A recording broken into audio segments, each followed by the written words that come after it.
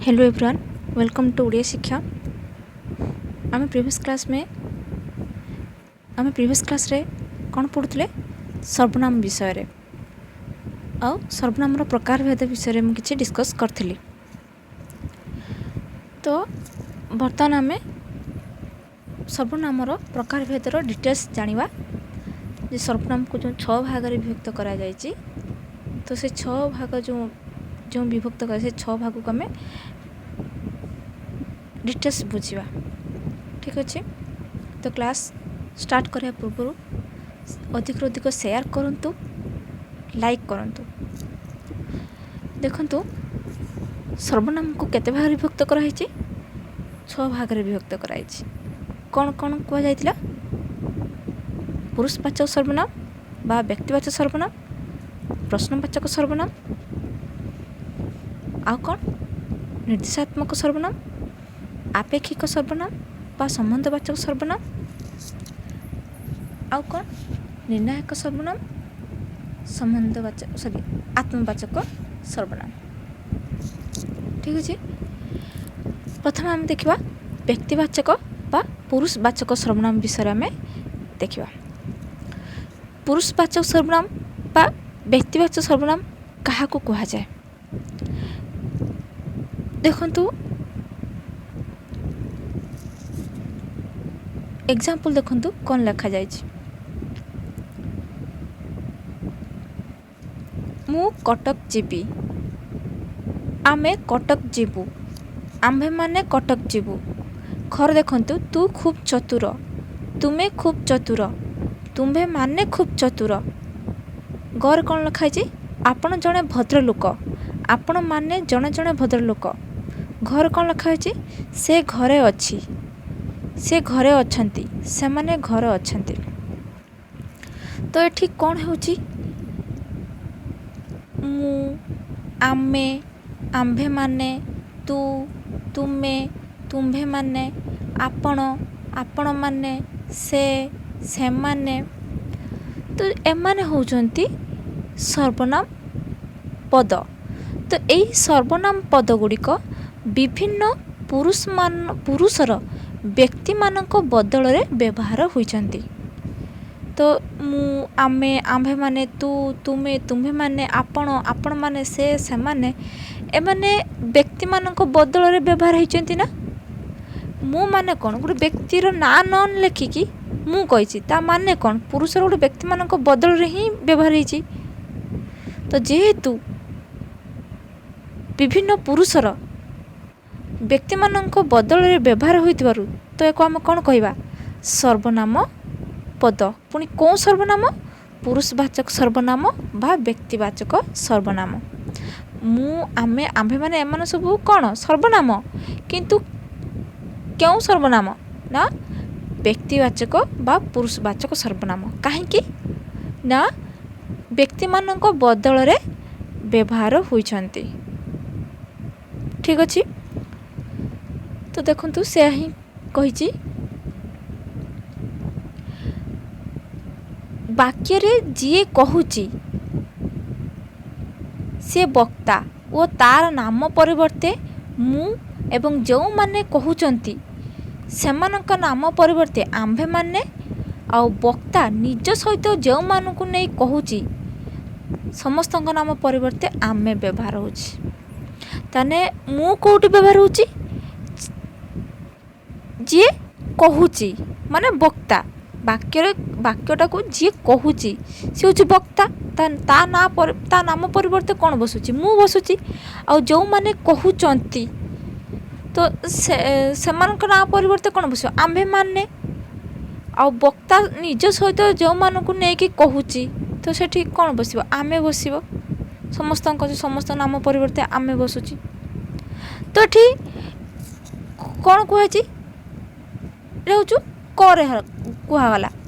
ख वाक्य जो लिखा जाइछि, ख वाक्य देखंतु कौन लिखा जाइछि? तू खूब चतुर, तुमे खूब चतुर, तुम्भे माने खूब चतुर। तो यही वाक्य रे जहाँ को संबोधन करके कह जाइछि, सी कनिष्ठ बा आदर रहितरु ता ना परिवर्ते कौन होइछि? तू व्यवहार होइछि। ଠିକ୍ ଅଛି। ଆଉ ସମ୍ବୋଧିତ ବ୍ୟକ୍ତି ସମାନ ସ୍ତର ଓ ବରିଷ୍ଠ ହୋଇଥିବାରୁ ତା ନାଁ ପରିବର୍ତ୍ତେ କ'ଣ ହେଇଛି? ତୁମେ। ଏବଂ ଯେଉଁ ସମୂହକୁ ସମ୍ବୋଧନ କରିକି କୁହାଯାଇଛି ସେମାନଙ୍କ ନାମ ପରିବର୍ତ୍ତେ କ'ଣ ବସୁଛି? ତୁମ୍ଭେମାନେ। ଠିକ୍ ଅଛି। ଆଉ ଗରେ ଯେଉଁ ଅଛି ଆପଣ ଜଣେ ଭଦ୍ରଲୋକ, ଆପଣମାନେ ଜଣେ ଜଣେ ଭଦ୍ରଲୋକ। ତ ସେ ବାକ୍ୟରେ କ'ଣ ଅଛି? ସେଟା ସମ୍ବୋଧିତ ବ୍ୟକ୍ତି ବା ବ୍ୟକ୍ତିମାନେ ମାନ୍ୟ ସ୍ତରର ହୋଇଥିବାରୁ ସେ ବା ସେମାନଙ୍କ ନାମ ପରିବର୍ତ୍ତେ କ'ଣ ବସିଲା? ଆପଣ ଓ ଆପଣମାନେ ବ୍ୟବହାର ହେଲା। ବୁଝିପାରୁଛନ୍ତି? ତ ସେଥିପାଇଁ ପୁଣି ଘ ବାକ୍ୟ ଦେଖନ୍ତୁ। ଘ ବାକ୍ୟରେ ଅଛି ସେ ଘରେ ସେ ସେମାନେ ଯେଉଁ ଲାଗିଛି ସେଠି କ'ଣ ହେଉଛି? ଯାହା ବା ଯାହାଙ୍କ ବିଷୟରେ କୁହାହେଉଛି ତାଙ୍କ ସ୍ଥାନରେ ଉଭୟ ମାନ୍ୟ ଅର୍ଥରେ ବା ଆଦର ଅର୍ଥରେ ସେ ବସାଯାଉଛି।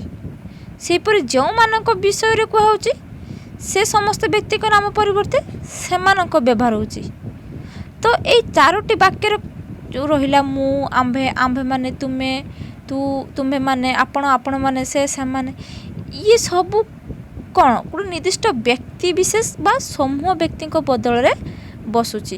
ତ ସେଇଠୁ ଆମେ କ'ଣ ବୁଝିଲେ ଯେ ବ୍ୟକ୍ତିବାଚକ ସର୍ବନାମ ଆମେ କାହାକୁ କହିବା ନା ଯେଉଁ ସର୍ବନାମ ପଦ ବ୍ୟକ୍ତି ବିଶେଷ ପରିବର୍ତ୍ତେ ବ୍ୟବହାର କରାଯାଏ ତାହାକୁ ଆମେ କ'ଣ କହିବା?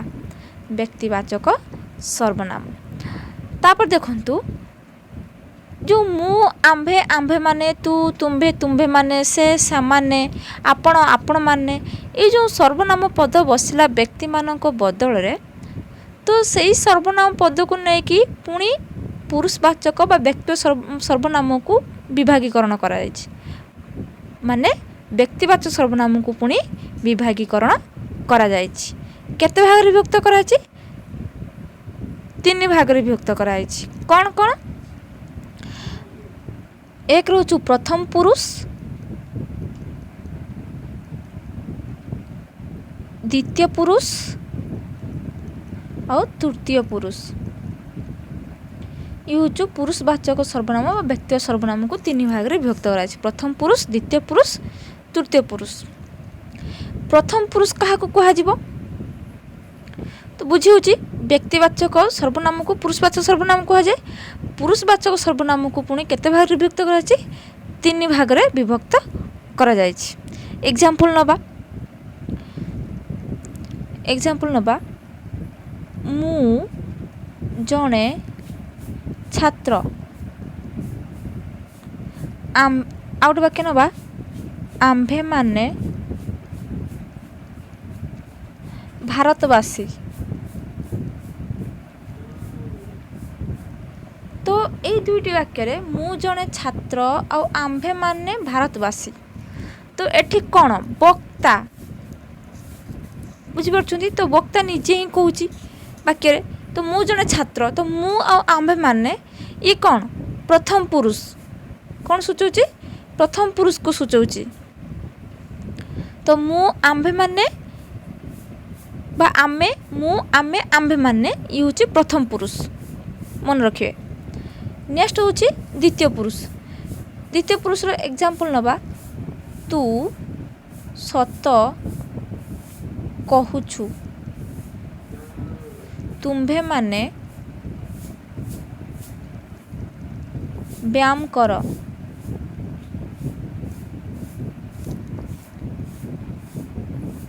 ତ ତୁ ଆଉ ତୁମ୍ଭେମାନେ ଇଏ ହେଉଛନ୍ତି ଦ୍ୱିତୀୟ ପୁରୁଷ ବା ତୁମେ ମୋର ବନ୍ଧୁ, ଆପଣ ମୋ କଥା ଶୁଣନ୍ତୁ।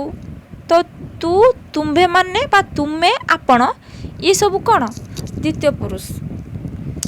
ନେକ୍ସଟ ଏକ୍ଜାମ୍ପଲ୍ ନେବା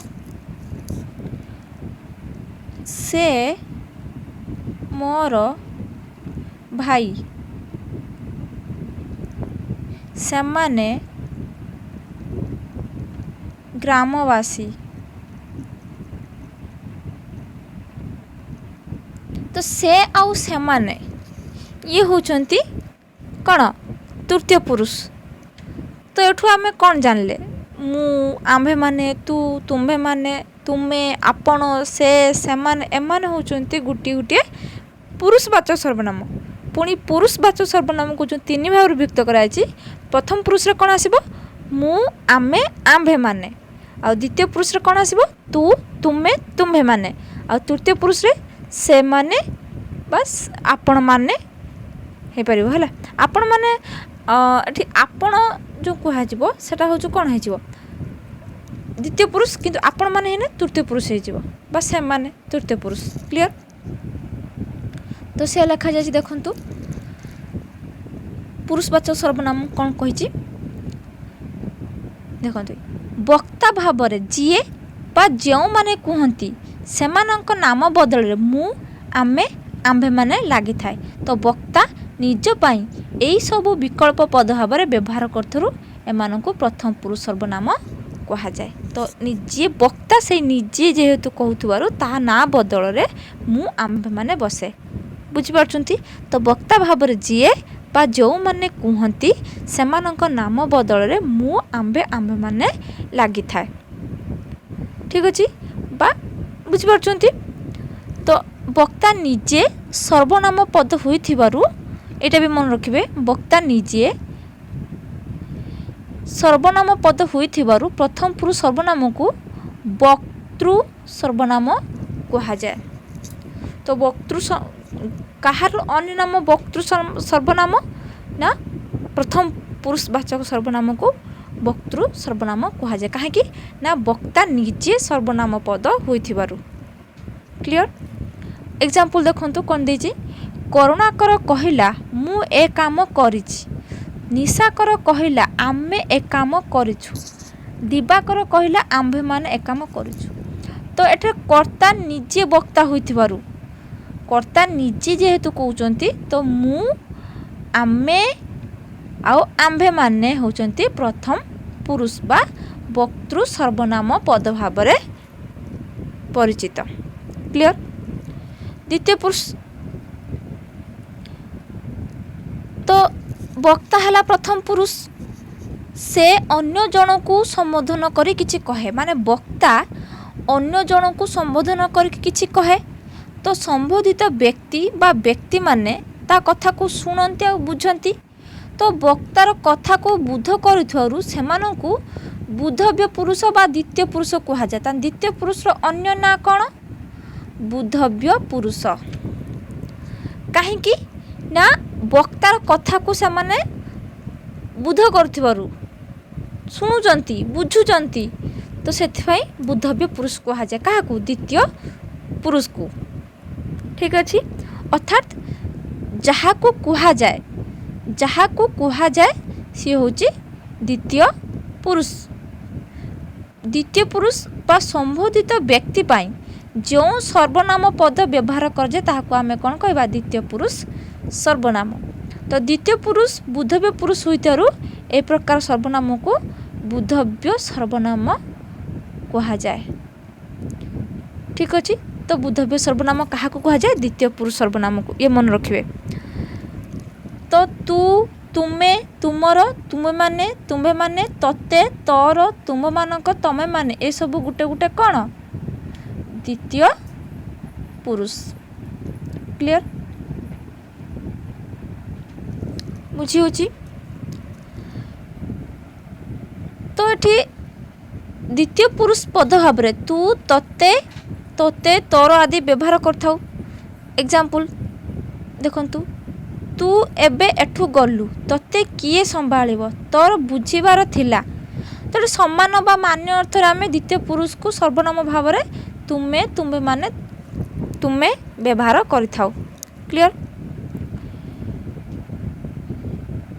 बा एठी आउ कोन कह जाई परिबो। आउट एग्जांपल देखंतु जे आपण बुली ए काम कले तुमे ए काम करिबो नाही तुम्बे माने एपरी काम करिबो नाही आपण मानक काम स्मरणीय होई रहिबो। तो ठीक आपण आपण तुमे तुमे माने आपण मानक तो ये सब कौन है द्वितीय पुरुष। नेक्स्ट जे तृतीय पुरुष विषय। तृतीय पुरुष जो अच्छी देखंतु जहा विषय रे वाक्यर कुहा जाय थाए जहा विषय रे ବାକ୍ୟରେ କୁହାଯାଇଥାଏ ତାହାକୁ ଆମେ ତୃତୀୟ ପୁରୁଷ କହିବା। ତ ତୃତୀୟ ପୁରୁଷ ଏକ ବଚନରେ ଆଦର ଅର୍ଥରେ ସେ ବସେ ଆଉ ମାନ୍ୟ ଅର୍ଥରେ ସେଟା ବହୁ ବଚନରେ କ'ଣ ହେଇଯାଏ ସେମାନେ ହେଇଯାଏ। ତ ତୃତୀୟ ପୁରୁଷର ନାମ ବଦଳରେ ଯେଉଁ ସର୍ବନାମ ବ୍ୟବହାର କରାଯାଏ ତାକୁ ଆମେ ତୃତୀୟ ପୁରୁଷ ସର୍ବନାମ ବୋଲି କହିବା। ବୁଝି ହେଉଛି? ତ ଉଦାହରଣ ଦେଖନ୍ତୁ,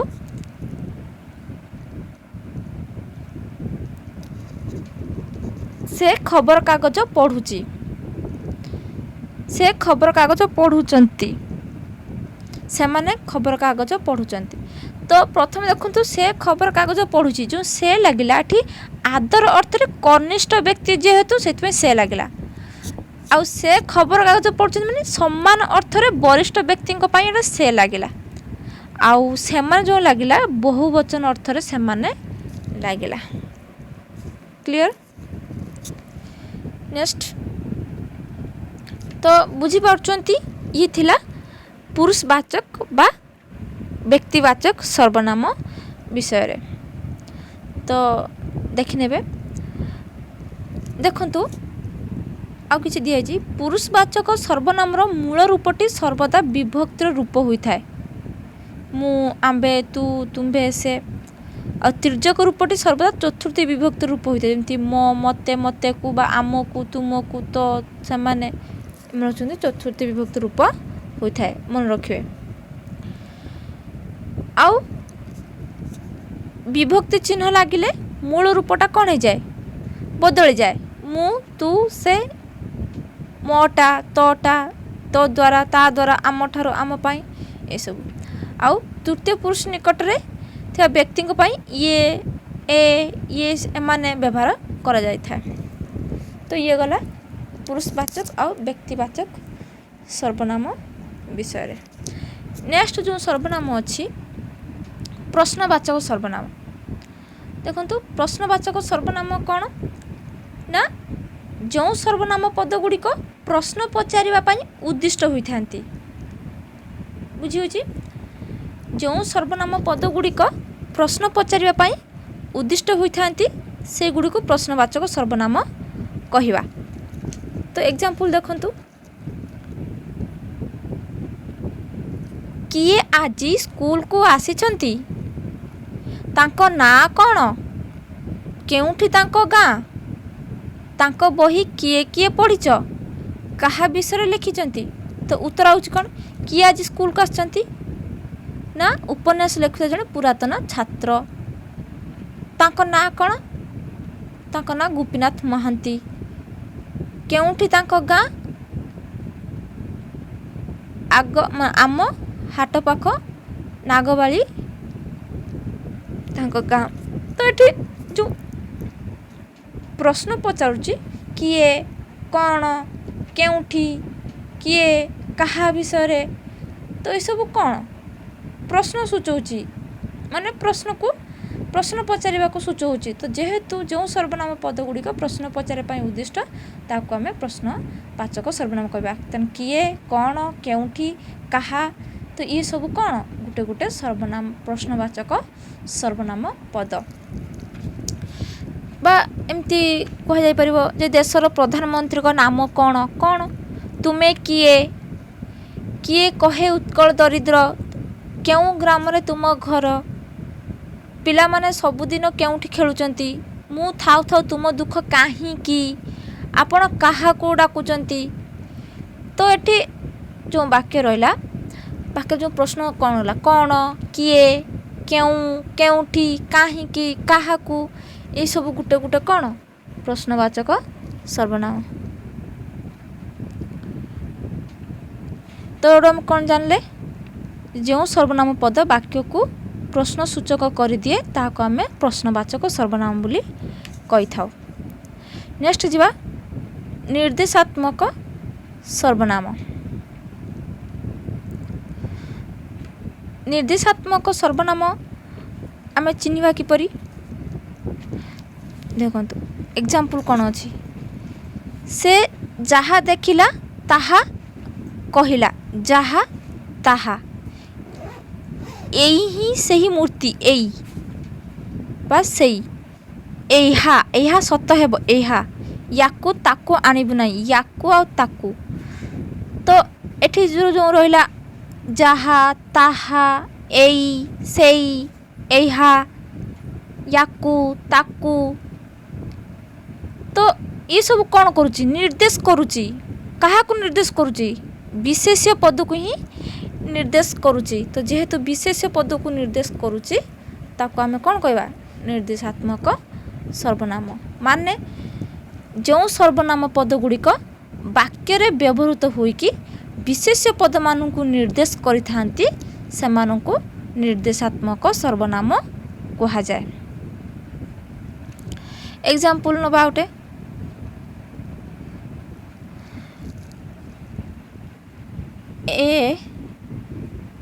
ଏ ଲୋକଟି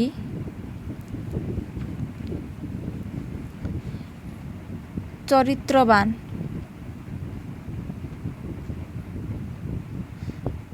ରହିଲା। ଦେଖନ୍ତୁ ଲୋକଟି ଗୋଟେ କ'ଣ? ବିଶେଷ୍ୟ ନା। ପୁଣି କ'ଣ କହୁଛି?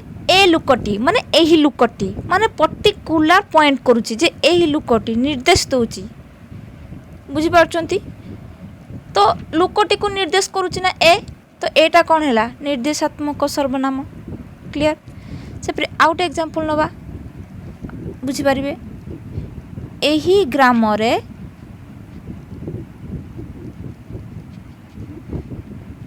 ମୋର ଜନ୍ମ। ତ ଗ୍ରାମଟା କ'ଣ? ବିଶେଷ୍ୟ, ଗୋଟେ ଗାଁ। ଠିକ୍ ଅଛି। ତ ଗାଁଟା କେଉଁ ପ୍ରକାର ବିଶେଷ୍ୟ? ଗାଁ ଗୋଟେ ଜାତିବାଚକ ବିଶେଷ୍ୟ। ଗ୍ରାମ ଯେଉଁ ବିଶେଷ୍ୟ ପଦ, ଏଇ ବିଶେଷ୍ୟ ପଦକୁ ପଏଣ୍ଟ କରୁଛି କି, ନିର୍ଦ୍ଦେଶ ଦେଉଛି କି ଏହି ଗାଁ, ପର୍ଟିକୁଲାର ଏହି ଗାଁଟାକୁ ନିର୍ଦ୍ଦେଶ ଦେଉଛି। ବୁଝିହେଉଛି? ତ ଏହି ଗାଁରେ, ଏହି ଗ୍ରାମରେ ମୋର ଜନ୍ମ। ତ ଏଇଟା କ'ଣ ହେଇଯିବ? ନିର୍ଦ୍ଦେଶାତ୍ମକ ସର୍ବନାମ। ସେମିତି ସେ ମଣିଷ ନୁହେଁ, ଗୋଟିଏ ପଶୁ। ତ ସେ ମଣିଷ ନୁହେଁ, ପର୍ଟିକୁଲାର ମଣିଷଟାକୁ ସୂଚାଉଛି ଯେ ହଁ ସେ ମଣିଷ ନୁହେଁ, ଗୋଟେ ପଶୁ। ସେପରି ସେହି ଶିକ୍ଷକ ନମସ୍ୟ, ତା କଥା ମୋତେ କହନା। ତ ଏଠି ଏ ଲୋକ, ଏହି ଗ୍ରାମ, ସେ ମଣିଷ, ସେଇ ଶିକ୍ଷକ, ତା କଥା, ଏସବୁ କ'ଣ? ବିଶେଷ୍ୟ ପଦକୁ ନିର୍ଦ୍ଦେଶ କରୁଥିବାରୁ ନିର୍ଦ୍ଦେଶାତ୍ମକ ସର୍ବନାମ କୁହାଯାଏ। ମାନେ ଏଇଟା ନିର୍ଦ୍ଦେଶ କଲା କାହାକୁ? ଲୋକକୁ। ଏଇଟା ଗ୍ରାମକୁ। ସେ କାହାକୁ ନିର୍ଦ୍ଦେଶ କଲା? ମଣିଷକୁ। ସେହି କ'ଣ ସୂଚିତ କଲା? ନିର୍ଦ୍ଦେଶ କଲା ଶିକ୍ଷକକୁ। ତା ଯେଉଁ ସର୍ବନାମ ପଦଟା କାହାକୁ ସୂଚିତ କଲା? କଥାକୁ। ତ ଏଠି କ'ଣ ହେଉଛି? ଲୋକ, ଗ୍ରାମ, ମଣିଷ, ଶିକ୍ଷକ, କଥା, ଏସବୁ ଗୋଟେ ଗୋଟେ ବିଶେଷ୍ୟ ପଦ। ତ ବିଶେଷ୍ୟ ପଦମାନଙ୍କୁ ନିର୍ଦ୍ଦେଶ କରୁଛି କିଏ? ଏହି, ସେ, ସେହି, ତା। ତ ନିର୍ଦ୍ଦେଶ କରୁଛି। ତ ଯେହେତୁ ନିର୍ଦ୍ଦେଶ କରୁଛି ତ କ'ଣ ହେବ?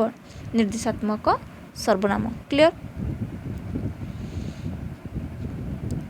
ତା ସହିତ ବି ଏଇଟା ଦେଖିନେବେ ଦୂର ନିର୍ଦ୍ଦେଶାତ୍ମକ ସର୍ବନାମ, ନିକଟ ନିର୍ଦ୍ଦେଶାତ୍ମକ ସର୍ବନାମ। ଯେମିତି ସେଇଟା, ତ କ'ଣ? ଦୂରକୁ ନିର୍ଦ୍ଦେଶ କରୁଛି। ଏଇଟା, ବୁଝିପାରୁଛନ୍ତି? ତ ନିକଟ ଦୂର ବୁଝିପାରୁଛନ୍ତି? ସେମିତି ତାହା, ଏହା, ସିଏ, ଇଏ, ସେଗୁଡ଼ିକ, ଏହିଗୁଡ଼ିକ, ଏ ଯେଉଁ ଦୂର ନିର୍ଦ୍ଦେଶାତ୍ମକ, ନିକଟ ନିର୍ଦ୍ଦେଶାତ୍ମକ। ତ ଏଇଟା ଆପଣ ମାନେ ବୁଝିପାରୁଛନ୍ତି, କିଛି କଷ୍ଟ ନାହିଁ। ତ ଏଇଟା ଆମେ କ'ଣ ବୁଝିଲେ? ନିର୍ଦ୍ଦେଶାତ୍ମକ ସର୍ବନାମ କାହାକୁ କୁହାଯାଏ? ନା ନିର୍ଦ୍ଦେଶର କାର୍ଯ୍ୟ କରୁଥିବା ସର୍ବନାମ ପଦକୁ ନିର୍ଦ୍ଦେଶକ କୁହାଯାଏ, ନିର୍ଦ୍ଦେଶକ ସର୍ବନାମ କୁହାଯାଏ, ବା ନିର୍ଦ୍ଦେଶାତ୍ମକ ସର୍ବନାମ ବୋଲି କୁହାଯାଏ। କ୍ଲିଅର? ବା ଯେଉଁ ସର୍ବନାମ ପଦ ଗୁଡ଼ିକ ଯେଉଁ ବିଶେଷ ପଦ ପରିବର୍ତ୍ତେ ବ୍ୟବହାର ହୋଇଥାନ୍ତି ସେହି ସର୍ବନାମ ଗୁଡ଼ିକ ଆମେ ନିର୍ଦ୍ଦେଶ ବି କରିଥାନ୍ତି। କ୍ଲିଅର? ନେକ୍ସଟ ଯେଉଁ ଅଛି ଆପେକ୍ଷିକ ସର୍ବନାମ ବା ସମ୍ବନ୍ଧବାଚକ ସର୍ବନାମ। ସମ୍ବନ୍ଧବାଚକ ଆପେକ୍ଷିକ ସର୍ବନାମ ଆମେ ଜାଣିବା କିପରି? ଦେଖନ୍ତୁ,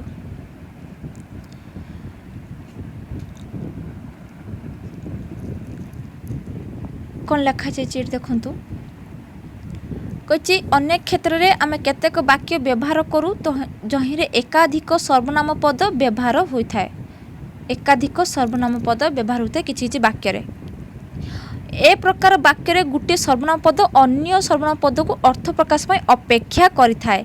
ତ ଗୋଟେ ବାକ୍ୟରେ ବାକ୍ୟରେ ଗୋଟିଏ ସର୍ବନାମ ପଦ ଅନ୍ୟ ସର୍ବନାମ ପଦର ଅର୍ଥକୁ ପ୍ରକାଶ ପାଇବା ପାଇଁ ଯେଉଁ ଅପେକ୍ଷା କରିଥାଏ ବା ପରସ୍ପର ଭିତରେ ସମ୍ବନ୍ଧ ରଖିକି ଏକ ପ୍ରକାର ସର୍ବନାମ ପଦ ମଧ୍ୟରୁ ଗୋଟିକୁ ଛାଡ଼ି ଅନ୍ୟଟି ବାକ୍ୟାର୍ଥ ବୁଝାଇବାରେ ସମର୍ଥ ହୁଏ ନାହିଁ, ତାହାକୁ ଆମେ କ'ଣ କହିବା? ସମ୍ବନ୍ଧବାଚକ ବା ଆପେକ୍ଷିକ ସର୍ବନାମ। ମାନେ ସେ ଅପେକ୍ଷା କରିଥିବ, ସମ୍ବନ୍ଧ ସୂଚାଉଥିବ, ଅପେକ୍ଷା କରିଥିବ, ତାହାକୁ ଆମେ କ'ଣ ବା ସମ୍ବନ୍ଧ ସ୍ଥାପନ କରୁଥିବ, ତାହାକୁ ଆମେ ସମ୍ବନ୍ଧବାଚକ ବା ଆପେକ୍ଷିକ ସର୍ବନାମ କହିବା। ଆପେକ୍ଷିକ ମାନେ ବୁଝିପାରୁଛନ୍ତି ତ? ଅପେକ୍ଷା କରିବା। ତ ଦେଖନ୍ତୁ ଏକ୍ଜାମ୍ପଲ୍ରେ ବୁଝିପାରିବେ।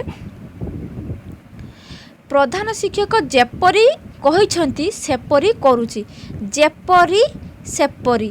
ତ ଏଠି କ'ଣ ହେଉଛି ଯେ ଯେପରି ଆଉ ସେପରି ଯେଉଁ ସର୍ବନାମ ପଦ ସମୂହ ବାକ୍ୟରେ ପରସ୍ପରକୁ ଅପେକ୍ଷା କରୁଛନ୍ତି। ଯେପରି କାହାକୁ ଅପେକ୍ଷା କରୁଛି? ସେପରିକୁ। ସେପରି ବି ଅପେକ୍ଷା କରୁଛି ଯେପରିକୁ।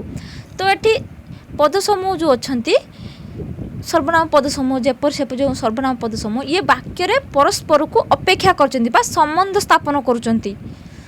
ତ ସେଥିପାଇଁ ଏମାନଙ୍କୁ ଆପେକ୍ଷିକ ବା ସମ୍ବନ୍ଧବାଚକ ସର୍ବନାମ ସମ୍ବନ୍ଧ କରୁଛନ୍ତି ନା।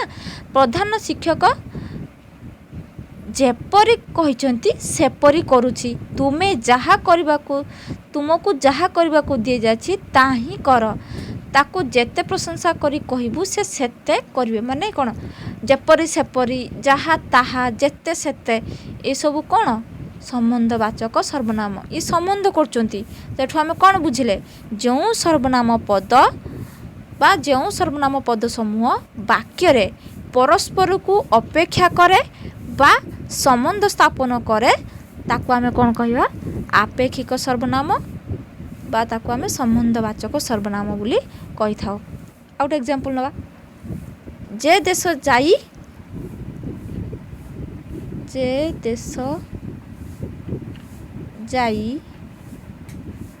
ସେ ଫଳ ଖାଇ, ଯେ ଦେଶ ଯାଇ ସେ ଫଳ ଖାଇ, ଯେ ସେ। ତ ଏସବୁ କ'ଣ? ସମ୍ବନ୍ଧବାଚକ ସର୍ବନାମ। ବା ଆଉ ଗୋଟେ ଏକ୍ଜାମ୍ପଲ୍ ନେବା। ଯେପରି କର୍ମ ସେପରି ଫଳ। ତ ଯେପରି ସେପରି ତ ସମ୍ବନ୍ଧ ସୂଚାଉଛି। ତ ସମ୍ବନ୍ଧବାଚକ ସର୍ବନାମ ବା ଅନ୍ୟ ନାମ କ'ଣ? ଆପେକ୍ଷିକ ସର୍ବନାମ। ସେପରି ଯାହାର ଲୁଣ ଖାଇବ ତାହାର ଗୁଣ ଗାଇବ, ଯାହାର ତାହାର ସେମିତି ଯେତିକି ପାରୁଛ ସେତିକି କାମ କରିବ, ଯେତିକି ସେତିକି। ଯାହା ଅନ୍ୟର ହିତକାରକ ତାହା ହିଁ ମଙ୍ଗଳ। ତ ଯାହା ତାହା ଏସବୁ କ'ଣ? ସମ୍ବନ୍ଧ ସୂଚାଉଛି। ମାନେ ବାକ୍ୟରେ ପରସ୍ପରକୁ ସମ୍ବନ୍ଧ ସ୍ଥାପନ କରୁଛନ୍ତି। ତ ଯେହେତୁ ସମ୍ବନ୍ଧ ସ୍ଥାପନ କରୁଛନ୍ତି ତ ତାକୁ ଆମେ କ'ଣ କହିବା? ସମ୍ବନ୍ଧବାଚକ ସର୍ବନାମ କହିବା। କ୍ଲିଅର୍? ବୁଝି ହେଉଛି? ନେକ୍ସଟ ଯିବା ନିର୍ଣ୍ଣାୟକ ସର୍ବନାମ। ତ ବୁଝିପାରିଲେ ସମ୍ବନ୍ଧବାଚକ ସର୍ବନାମ କ'ଣ? ଗୋଟିଏ ବାକ୍ୟରେ ଯେଉଁ ସର୍ବନାମ ପଦ ଅନ୍ୟ ସର୍ବନାମ ପଦ ସହିତ ସମ୍ବନ୍ଧ ଘଟିଥାଏ ତାହାକୁ ଆମେ ସମ୍ବନ୍ଧବାଚକ ସର୍ବନାମ ବା ଆପେକ୍ଷିକ ସର୍ବନାମ ବୋଲି କହିଥାଉ। ଏକ୍ଜାମ୍ପଲ୍ ଦେଖନ୍ତୁ ଦେଇଛି। ଯେ କାମରେ ମନ ଲଗାଏ ସେ ନିଶ୍ଚିତ ଭଲ ଫଳ ପାଏ। ତ ଯିଏ ଯେମିତି କରିଥାଏ ସେ ସେମିତି ଫଳ ପାଏ, ଯିଏ ଯେମିତି ସେ ସେମିତି। ଯାହାର ମନ ଯେଡ଼େ ତାହାର ପ୍ରଭୁ ତେଡ଼େ। ତ ଯାହାର ତାହାର ଏସବୁ କ'ଣ? ସମ୍ବନ୍ଧ ସୂଚାଉଛି। ତ ଯେହେତୁ ସମ୍ବନ୍ଧ ସୂଚାଉଛି ତ ସମ୍ବନ୍ଧବାଚକ ସର୍ବନାମ। କ୍ଲିଅର୍? ନେକ୍ସଟ ଯିବା ନିର୍ଣ୍ଣାୟକ ସର୍ବନାମ। ନେକ୍ସଟ କ'ଣ ଅଛି? ନିର୍ଣ୍ଣାୟକ ସର୍ବନାମ। ତ ନିର୍ଣ୍ଣାୟକ ସର୍ବନାମ ମାନେ କ'ଣ? ମାନେ ନିର୍ଣ୍ଣୟ କରୁଥିବ ମାନେ ଦେଖନ୍ତୁ ଏକ୍ଜାମ୍ପଲ୍ ବୁଝିପାରିବା। କ'ଣ ଦେଇଛି ଆଗ ପ୍ରଥମେ ଦେଖିବା।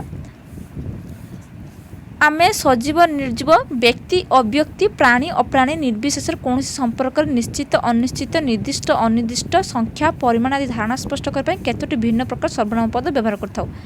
ଯେପରି ଉଭୟ, ପ୍ରତ୍ୟେକ, ତିନିହେଁ, ସମସ୍ତ, ସବୁ, ଅନ୍ୟ, ଆର, ଆରକ, କେହି, କିଛି। ଇଏ ସର୍ବନାମ ପଦକୁ ବାକ୍ୟରେ ବ୍ୟବହାର କରିକି ବିଶେଷ୍ୟ ପଦକୁ ସାଧାରଣ ଭାବରେ ନିର୍ଦ୍ଦିଷ୍ଟ ଅନିର୍ଦ୍ଦିଷ୍ଟ ରୂପରେ ନିର୍ଣ୍ଣୟ କରିଥାଉ। ଏକ୍ଜାମ୍ପଲ୍ ଦେଖନ୍ତୁ କ'ଣ କହୁଛି।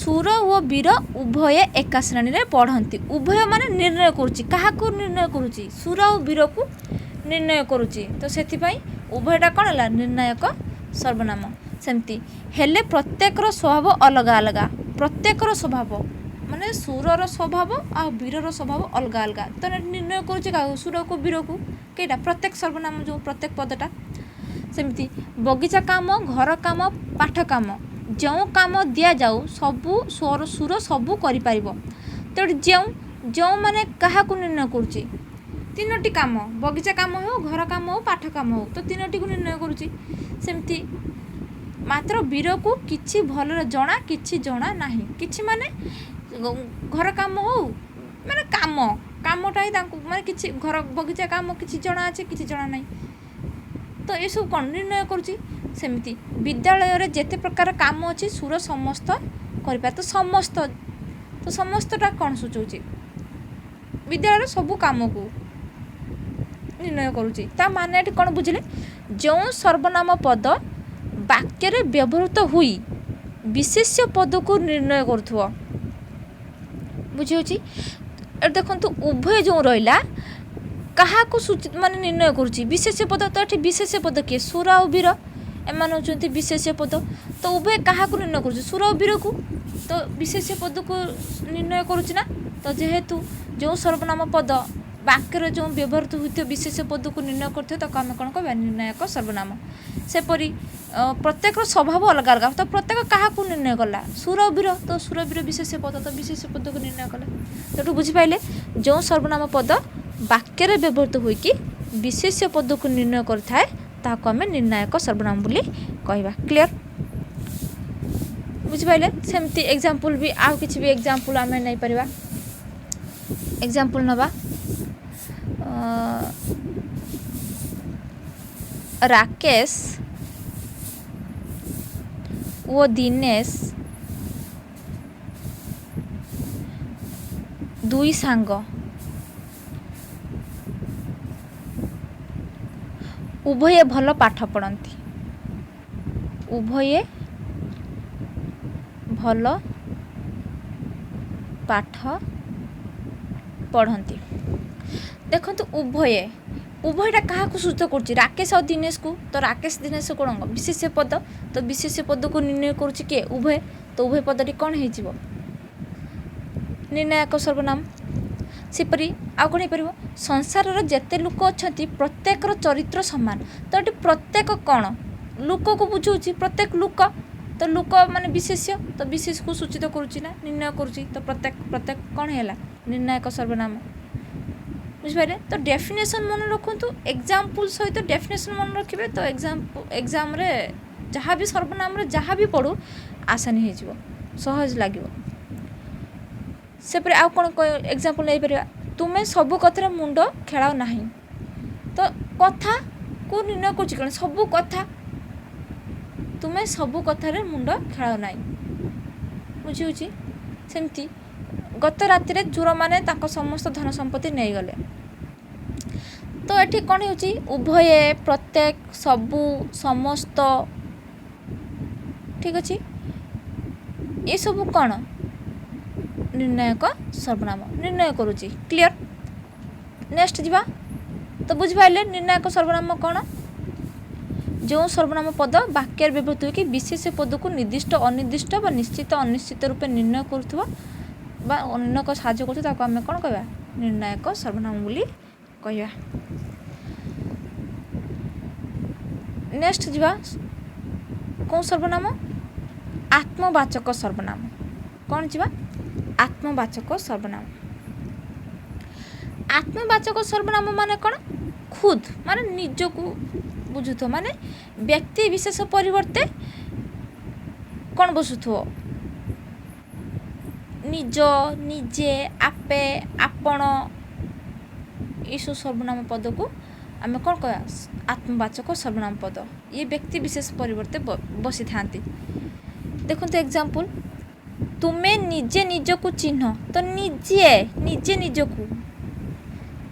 को चिन्हवा सेमती मधु आपे आपना को संशोधन करू माने मधु निजे ही निज को संशोधन करू आउ कौन हो भवनाथ स्वयं निजर दोष मान नेले तो स्वयं माने भवनाथ निजे ही निजर दोष मान नेले सेमती आगंतुक निजे उठी ମାନେ କ'ଣ ସ୍ୱପରିଚୟ ଦେଲେ ତ ନିଜେ ନିଜକୁ ନିଜର ପରିଚୟ ଦେଲେ ତ ଯେ ଯେଇଠି ମାନେ କ'ଣ ଏଠି କ'ଣ ହେଉଛି ବ୍ୟକ୍ତି ବିଶେଷ ପରିବର୍ତ୍ତେ ନିଜେ ଆପେ ଆପଣ ସର୍ବନାମ ବ୍ୟବହାର ହେଉଥିବ ତାକୁ ଆମେ କ'ଣ କହିବା ଆତ୍ମବାଚକ ସର୍ବନାମ ପଦ ବୋଲି କହିଥାଉ। ଆହୁରି ଏକ୍ଜାମ୍ପଲ୍ ନେଇପାରିବା। ଆଉ ଏକ୍ଜାମ୍ପଲ୍ କ'ଣ ନେବା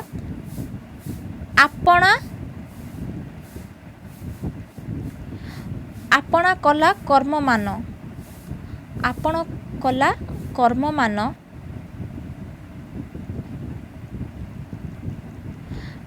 ଆଗୁ ହୋଇବ ସାବଧାନ ଆଗୁ ହୋଇବ ସାବଧାନ। ତ ଏଠି ଆପଣା ମାନେ ନିଜ କର୍ମ ଆପଣା ମାନେ ଖୁଦ୍ ନିଜକୁ ବୁଝଉଛି ତ ଏଠି କ'ଣ ହେଇଯିବ ଆତ୍ମବାଚକ।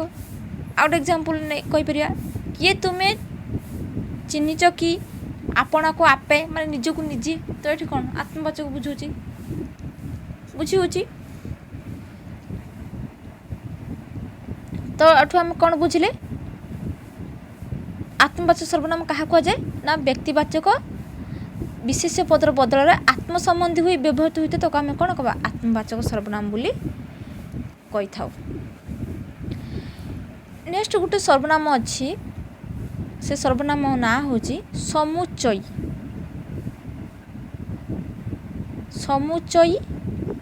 ସର୍ବନାମ ବା ସମୁଚୟ ବୋଧକ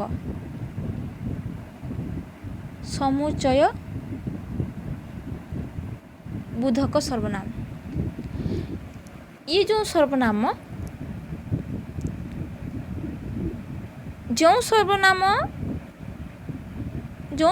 पद विशेष्य पद परिवर्ते व्यवहार हेबा सह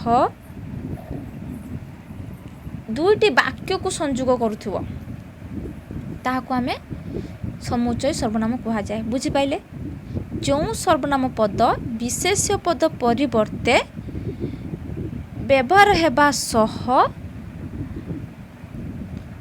दुईटी वाक्य को संयोग करुथाए ताहाको आमे समुच्चय सर्वनाम बोली कहबा। एग्जांपल नबा एग्जांपल आमे बुझी पारिबा गोटे एग्जांपल नबा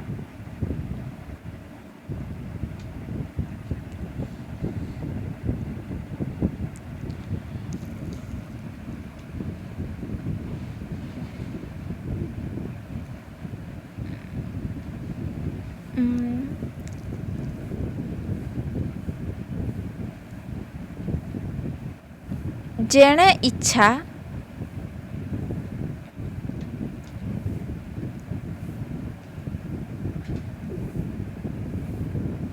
इच्छा तेणे जा कर्म घेनी बुलू था।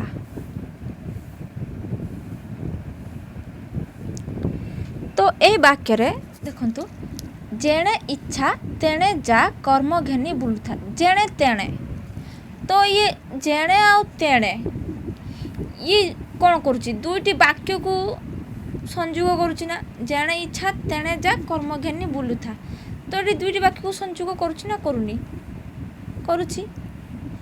से परे आउ गोटे वाक्य नवा कहूची शुणु आज गोपबंधु आउ नाहांती जे बन्या समय घर घर बुली लोकों को दुख बुझुथिले। तो जे जो सर्वनाम पदटी से कौन करुच्ची दुईटी वाक्य को संयोग करुच्ची आज गोपबंधु आउ नाहांती आ बन्या समय घर घर बुली लोकों को दुख बुझुथिले तो से दुईटी वाक्य को संयोग करुच्ची के जे बुझी पाइले तो जेटा कौन हो समुच्चय सर्वनाम। ठीक अच्छे एमती हो पार एमती लोक कहीं नाही जे जीवन थरक मिछ कहीना तो ये एमती कहीं लोक ना से गोटे वाक्य आउ जीवन थरक मिछ कहीना तो से दुटी वाक्य संयोग कर जे क्लीयर तो जापारे जे समुच्चय सर्वनाम क्या कह जाए एग्जाम्पल सहित जापारे।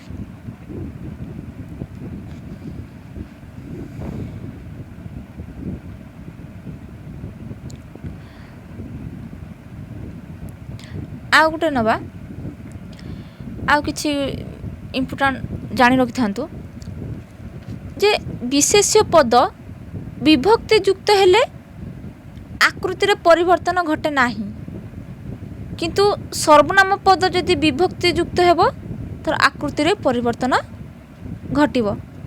एग्जाम्पल विशेष्य कथा नबा, आम विशेष्य पद जदि विभक्ति दबा, विशेष्य गुटे नबा कौन, बालक। बालक तो बालकर जदि आम विभक्ति युक्त करवा, विभक्ति आम युक्ति करवा कौन, बालकटी। बालकटी तो एठी कौन आकृतिर किसी परिवर्तन घटुची कि, बालक बालकटी तो किसी परिवर्तन है कि होनी। सेमती बालक को, बालक द्वारा, बालक ठारू, बालकर, बालक ठारे तो किसी परिवर्तन होउची ना होनी, किछि भी हो नाही। किंतु आमे यदि सर्वनाम पदरे विभक्ति जोग करवा, गोटे सर्वनाम पद नबा कौन नहीं परबा,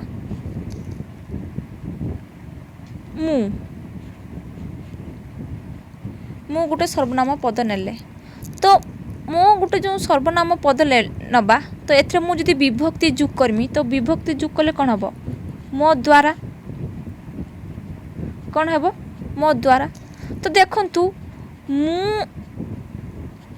रे जदि आमे विभक्ति जोग करूचे ता रूप परिवर्तन हेउची ना, मुटा कौन हेगला, मो हेगला। किंतु विशेष्य पदरे बालक जो थिला तो बालक रे आमे जते बेले विभक्ति युक्त कले ताकर किछि परिवर्तन हैला कि ना, जे बालक से बालक रहला टी गाड़ी लागिला। किंतु सर्वनाम पदरे जदि विभक्ति युक्त हैला तो परिवर्तन हैला ना हैलानी। तो मु सर्वनाम पद एथरा आमे तले विभक्ति युक्त कले तो कौन हैला, सर्वनाम पदटी कौन हैला, परिवर्तन हैला। तो मुटा कौन हैला, मो हे गला नुह कि। सेमती जदि मु सर्वनाम पदरे ठार जोग करे तो मो ठारू हे जिवो, मोर हो, मो ठारे हो। सेमती तू सर्वनाम पदरे तो द्वारा, तो ठारू, तोर ऐसा परिवर्तन होउछि ना होउनी, होउछि। तो हम कहले बुझिले कौन, विशेष्य पद विभक्ति युक्त हेले तो आकृतिर परिवर्तन घटे नहीं, किंतु सर्वनाम पदरे विभक्ति युक्त हेले तो आकृतिर परिवर्तन घटे। तो एटा मन रखि थांतु। नेक्स्ट जो अछि, प्रत्येक सर्वनाम पदर जेते गुडी विभक्ति और वचनगत रूप अच्छी से समस्त सर्वनाम पद अटंती। जमती मते, मोहर, तते, तोहर, मोर, आमर ये सब गुटे गुटे कौन सर्वनाम पद, कहीं वचनगत रूप अच्छी। ठीक अच्छे, तो एम होती गुटे गुटे सर्वनाम पद। क्लियर बुझीगला, सर्वनाम डिटेल्स बुझीपारे, तार विभागीकरण विषय डिटेल्स बुझीपारे। आई होप आपण माने बुझी पार्थुबे। तो ये थिला सर्वनाम रो।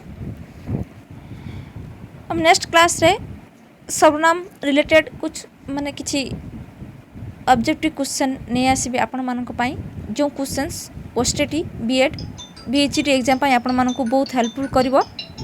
ठीक अछि, तो क्लास किपर लागला कमेंट बॉक्स रे जणांतु। जदि मो क्लास आपण मानक भल लागुथियो लाइक करंतु, शेयर करंतु, सब्सक्राइब करंतु।